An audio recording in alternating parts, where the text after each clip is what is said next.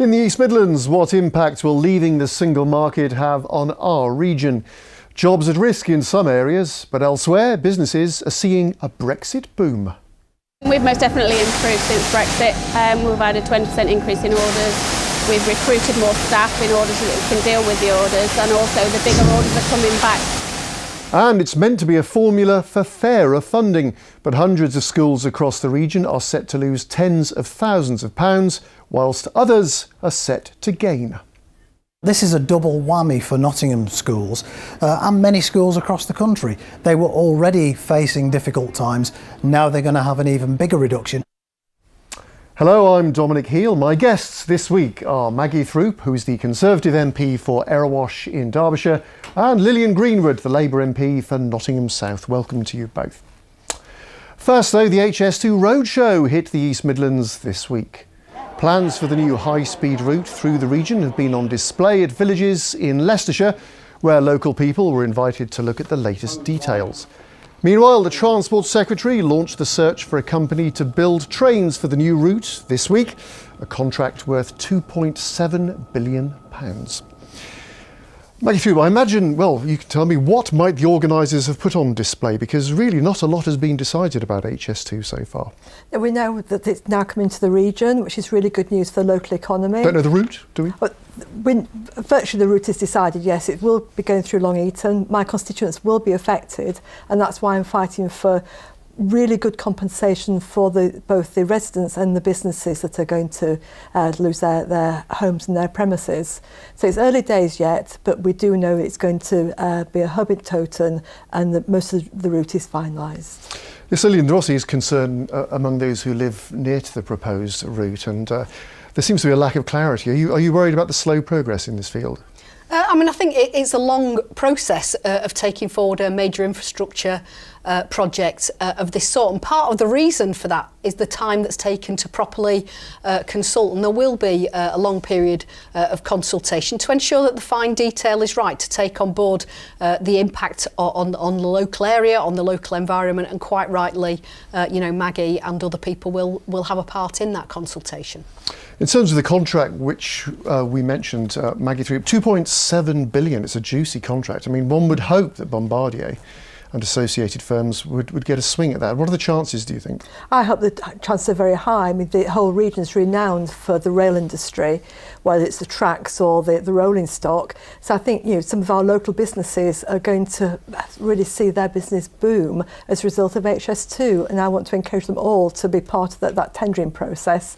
And let's hope that a lot of our local businesses get a lot of those tenders. And Lillian, very important that Bombardier get this contract, given what may or may not be ahead in the future. It's hugely important for our East Midlands rail industry, which isn't, of course, just Bombardier. We've got the biggest cluster of rail engineering firms in the world here in the East Midlands. And what I'd want to know from the government is that when they do the procurement process, are they going to be able to take into account the local economic and social impact in making a decision? Because we don't want what happened with Thameslink, where, of course, that contract was placed with Siemens rather than one of our domestic train builders. OK, thank you for now. And that HS2 Roadshow will be in Trowell next week, and Long Eaton too, which might be interesting given that the route cuts right through the town, as we've heard.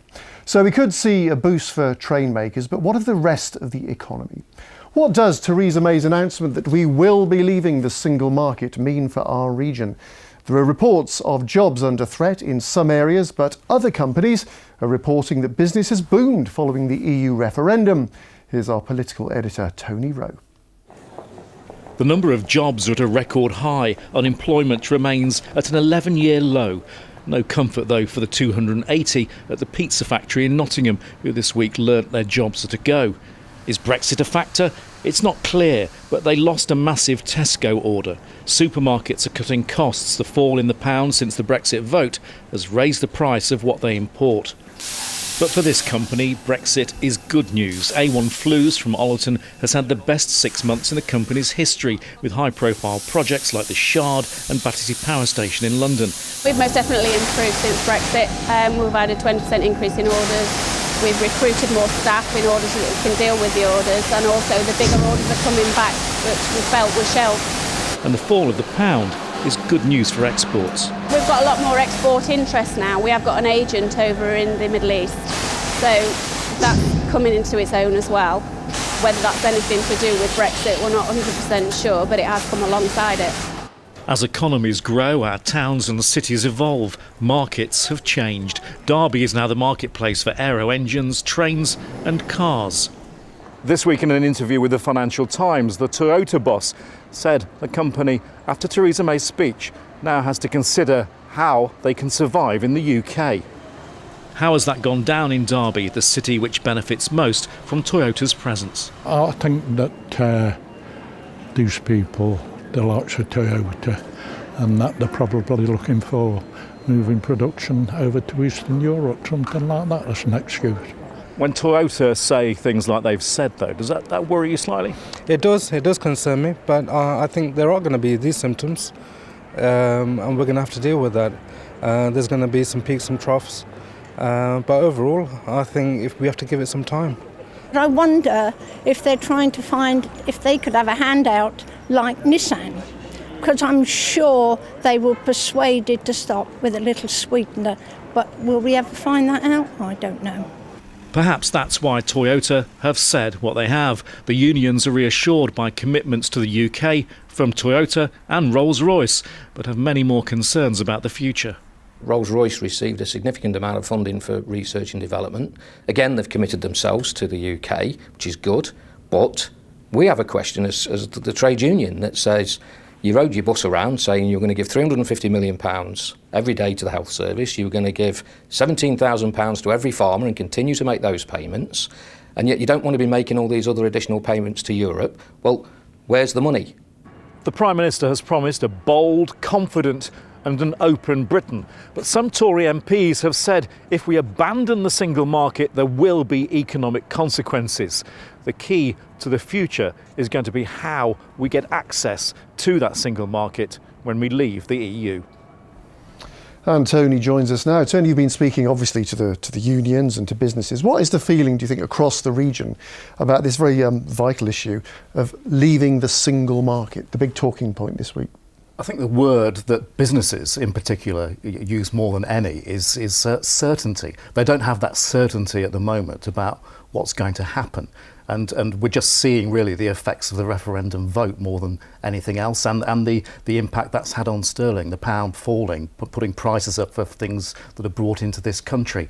And we've had some figures this week from KPMG which show that after a record low, the number of insolvencies among businesses are starting to creep up again, and in the East Midlands, particularly in manufacturing in the last 6 months of last year. Maggie Throop, what was your reaction to the speech? It was perhaps harder edged and more pro-hard Brexit than some had imagined. What's your reaction? I think people have been crying out for some clarity over the situation, and that's what the Prime Minister gave. And so many of my businesses I've been speaking to since this speech were saying, we've got clarity, we now know where we stand and we can move forward and we can plan on the grounds that we will be leaving the single market. The single market is the single market for goods, services and the free movement of people. I think the referendum was quite clear that people were against the free movement of people across the European borders, and that's the thing that the Prime Minister's acted on. So does it seem to you, look at that speech, that Theresa May was very clear that she's putting immigration above the economy? Because that's what the voters voted for in the referendum. I don't say it's immigration, it's actually being able to control our borders. That's the important thing. She now is quite adamant that we'll negotiate a free trade agreement with the EU, and let's face it, with countries across the whole of the world. But the message was we're open for business. But controlling immigration and controlling borders is one and the same thing, isn't it? Semantics. It's then making sure that we have the people here to fill the gaps, the skills that are there. But it's also important that we look to see what the gaps are and try to work businesses and schools together so we can fill out the gaps without people coming into the country. Lillian Greenwood, that's absolutely right, isn't it? We should be able to control our borders and decide who comes in and when. I think the real concern from Theresa May's speech is the huge risk it poses to our economy. And it's a rollback from the Conservatives. In the 2015 general election manifesto, they said yes to the single market. It's the biggest trading bloc in the world. And if we're outside the single market and we aren't successful in negotiating that kind of free trade arrangement with the EU, then we'll face huge tariffs on our goods, and that could be hugely damaging, not just to our manufacturers, but to other industries within the East Midlands that we rely on. But isn't the Labour Party really playing catch-up on immigration in particular? I mean, your party really has never understood voters' concerns about immigration, has rather not talk about it in the past. Not at all. I completely understand voters' concerns around the impact it potentially has on jobs and services, and that's why it was a big mistake by the Conservatives to scrap the Migration Impact Fund. But there are lots of positives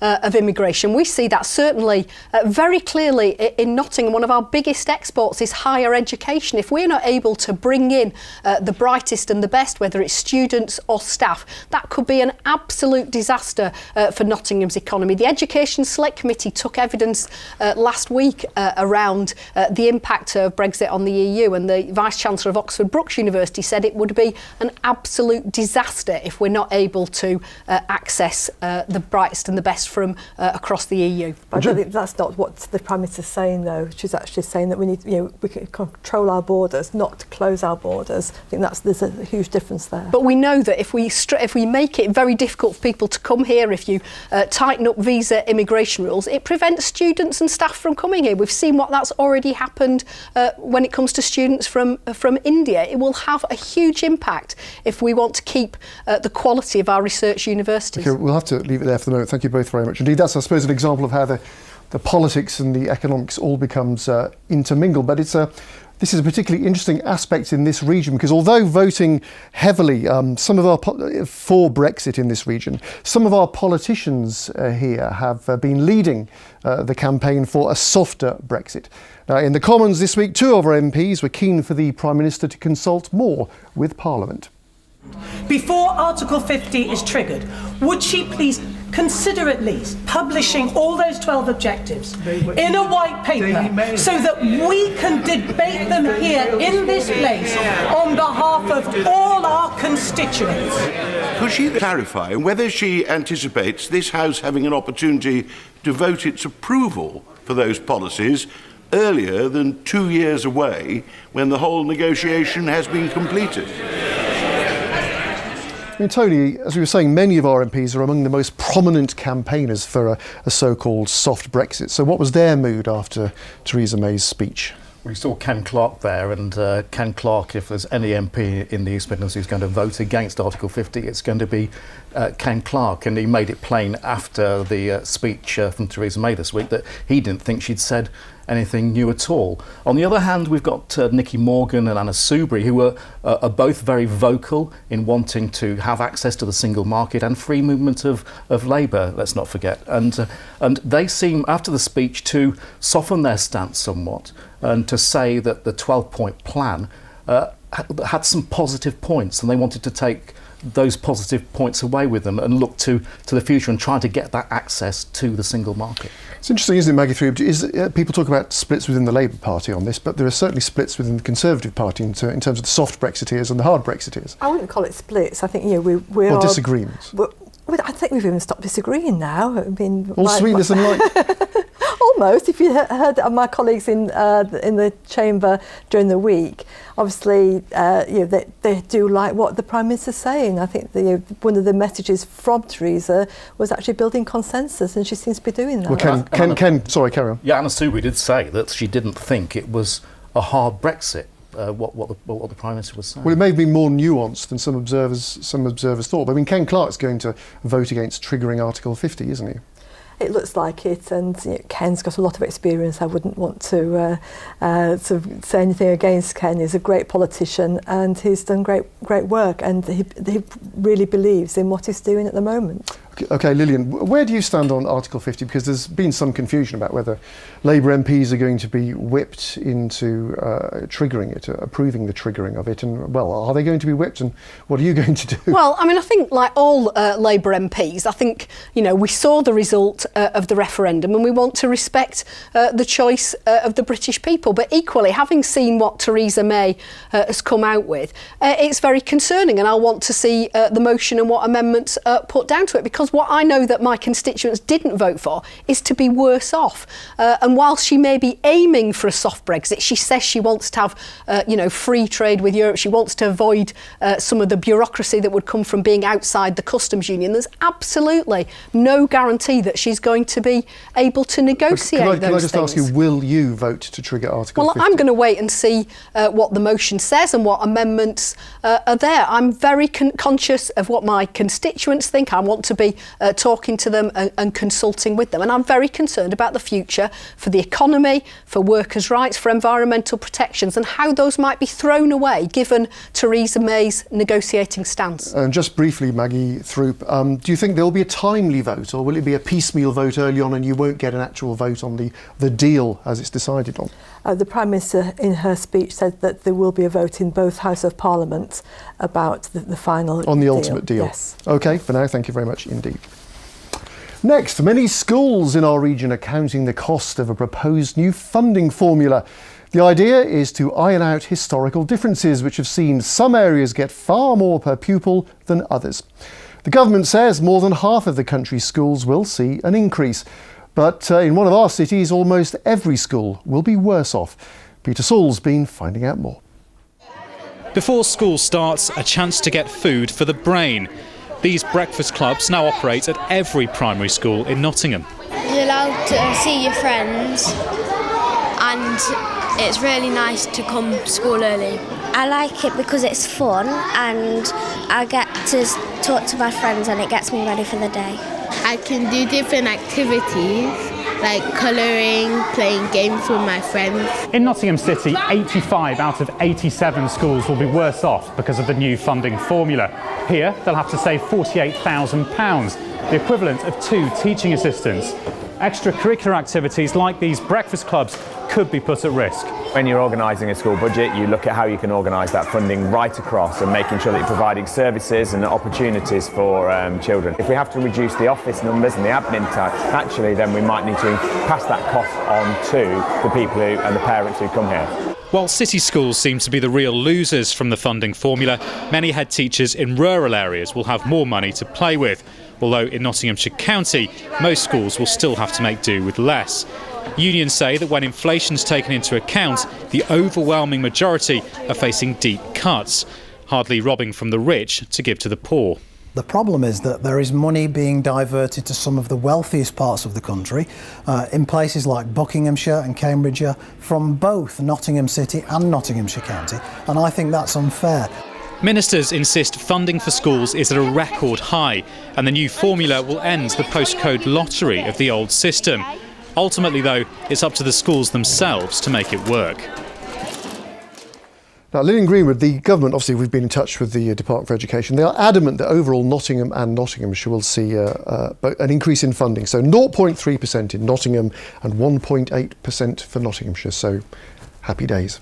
It's absolute nonsense. Every single school in my constituency is going to lose out, not just as a result of the funding formula, which takes money away from Nottingham schools, but as a result of the flat funding, which means real terms cuts, the IFS said, of 8% for schools. So every school practically across the country is a loser, and some are bigger losers than others, and the Nottingham City schools are some of the worst hit. But overall, the DfE says Nottingham will still be one of the highest funded areas in the county. No doubt because there may be special issues, but that's the bare facts as they tell us. Well, I think if you went to any school in my constituency and said you've got to make savings, you've got to cut further, they're going to have to cut into, if it's not teachers, it'll be teaching assistants or other staff. It's the sort of extracurricular activities that we saw on the film there. They're working hard to try to make sure that young people in my city get the best possible start. And if they have fewer resources, that's going to be even more difficult. The truth is the government need to put more funding into education to ensure that we can really deliver on the sort of high quality learning that children need.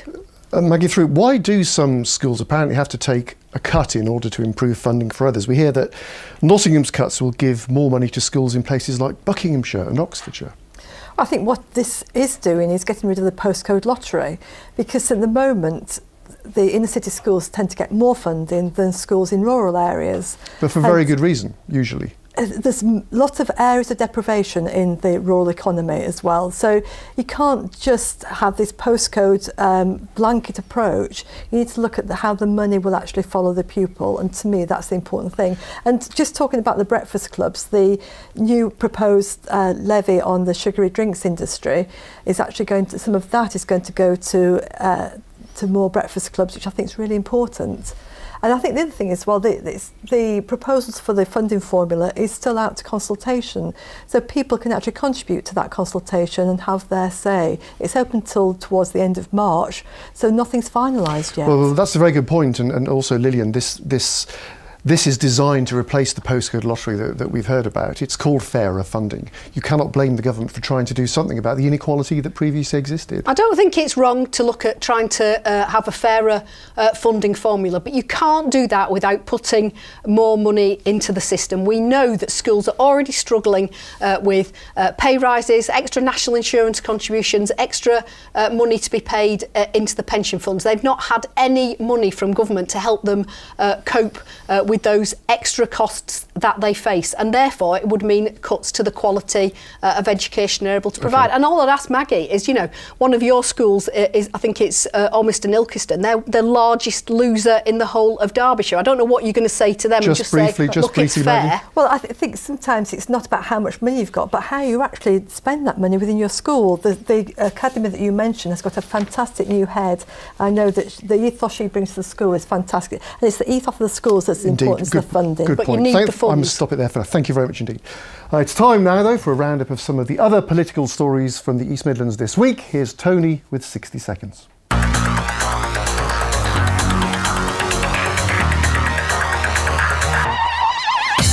Parents in Derby want the City Council to bring a long-running strike by school teaching assistants to an end. The ongoing dispute with the City Council over cuts in pay of up to £6,000 a year has seen them take action every day this week. Hospital managers say they're still not in a position to reopen Grantham's Accident and Emergency Unit overnight, despite recruiting more doctors. The department's been shut between 6:30 p.m. and 9 a.m. since last August because of a lack of staff. The family of the former Leicester West MP, Lord Janner, has asked to be allowed to take part in the inquiry into historical sex abuse. The Labour peer, who died in 2015, is alleged to have abused youngsters over a 30-year period. His family have always strongly denied the claims. Nottingham is considering a bid to become a European Capital of Culture in 2023. In the past, the title has brought an economic boost to cities like Glasgow and Liverpool. An announcement on whether the City Council is applying will be made in a few weeks.